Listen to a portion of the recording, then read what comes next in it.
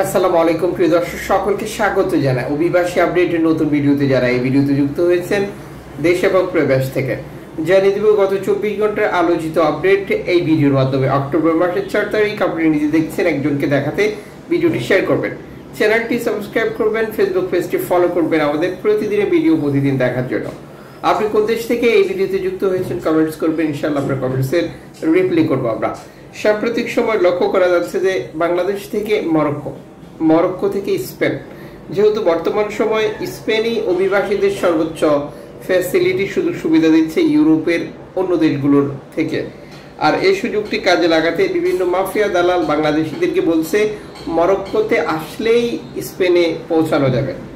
সর্বশেষ তথ্য মতে সিউতা, যেটি মরক্কো এবং স্পেনের একটি উপত্যকা, যেটা পাশাপাশি, এখানে সাঁতার কেটেই অতিক্রম করা যায়। অনেক সময় যেটা বেড়া কাটা তার দিয়ে রেখেছে সেটা অতিক্রম করে স্পেনে প্রবেশ করা যায়। এখানে কর্তৃপক্ষ নিশ্চিত করেছে যে 2 জনের মৃতদেহ পাওয়া গেছে, তবে জাতীয়তা এই প্রতিবেদনে যুক্ত করা হয়নি। যখন এই প্রতিবেদনটি প্রকাশ করা হয়েছে তখন নিশ্চিত করা হয়েছে যে 35 জন প্রবেশ করেছে, যাদের মধ্যে মৃতদেহ পাওয়া যায়। তবে এখানে যে বিষয়টি আমাদের বাংলাদেশিদের জানা প্রয়োজন, যারা স্পেনে প্রবেশ করতে যাচ্ছেন বা যারা মাফিয়া দালালের তথ্য মতে মরক্কোতে আসছেন, মরক্কো কর্তৃপক্ষ 2024 সালে 88,000 প্লাস শরণার্থীকে আটক করেছে মরক্কোর উপকূল ব্যবহার করে স্পেনে যাওয়ার পথে। মরক্কোর সাথে স্পেনেরও শরণার্থী নিয়ে চুক্তি রয়েছে, যেমনটি লিবিয়ার সাথে তথাকথিত চুক্তি রয়েছে ইতালির।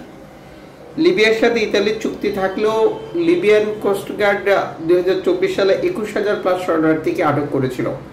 চলতি বছরও একই ধারাবাহিকতা অব্যাহত রয়েছে এবং মরক্কোর উপকূলেও একই অবস্থা, শরণার্থী আটক অব্যাহত রয়েছে। আশা করি তথ্য ইনফরমেশন জানার পর আপনারা সিদ্ধান্ত নেবেন আমাদের যে সকল বাংলাদেশি বর্তমান সময় মরক্কো ব্যবহার করে স্পেনে আসতে চান।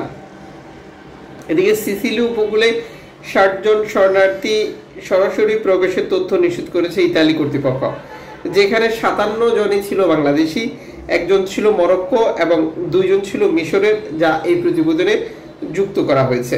পাশাপাশি চলতি সপ্তাহে আরও 33 জন শরণার্থী প্রবেশ করেছিল, যেখানে সবাই ছিল বাংলাদেশি, যা এই প্রতিবেদনে যুক্ত করে। তাহলে বিষয়টা ক্লিয়ার যে বর্তমান সময় লিবিয়া থেকে ইতালির বিভিন্ন উপত্যকা দ্বীপ টার্গেট করে বাংলাদেশিদের গেম অব্যাহত রয়েছে এবং রেকর্ড সংখ্যক বাংলাদেশি প্রবেশও করছে। এদিকে মরক্কোর উপকূলে দুর্ঘটনা এবং স্পেনের রেকর্ড সংখ্যক শরণার্থী প্রবেশের তথ্য নিশ্চিত করেছে স্প্যানিশ কর্তৃপক্ষ, যেটি আফ্রিকার দেশগুলো থেকে আসা বিভিন্ন উপত্যকা দ্বীপে। তুরস্ক থেকে গ্রিসের উপকূলে শরণার্থী প্রবেশ অন্য যে কোনো সময় থেকে বৃদ্ধি পেয়েছে, যা নিশ্চিত করেছে কেন্দ্রীয় সংস্থা। তবে এরই মধ্যে শরণার্থী বিপদে পড়ার তথ্য নিশ্চিত করেছে এই সংস্থাটি। একটি পুশব্যাকের ঘটনাও ঘটেছিল, যা নিশ্চিত করেছে এই এনজিওটি।